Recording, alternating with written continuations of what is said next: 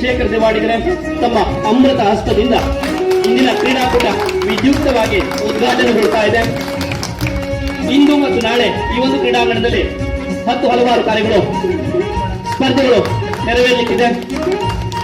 ಎಲ್ಲ ಕಾರ್ಯಕ್ರಮಗಳು ಸ್ಪರ್ಧಿಗಳು ಉಲ್ಲಾಸದಿಂದ ಹುಮ್ಮಸ್ಸಿನಿಂದ ಸ್ಪರ್ಧಿಸಲಿ ಅಂತ ಶುಭವನ್ನು ಹಾರೈಸುತ್ತಾ ತಮ್ಮ ಅಮೃತ ಹಸ್ತದಿಂದ ಉದ್ಘಾಟಿಸ್ತಾ ಇದ್ದೀರಿ.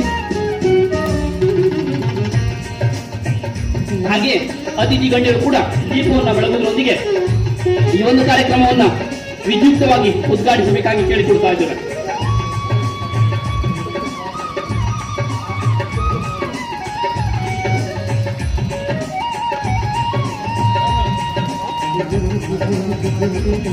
ಒಂದು ಅಪರೂಪದ ಕಾರ್ಯಕ್ರಮಕ್ಕೆ ತಾವೆಲ್ಲರೂ ಸಾಕ್ಷಿ ಆಗ್ತಿರುವಂತದ್ದು ನಿಜಕ್ಕೂ ಸಂತೋಷ ಸಂಗತಿ.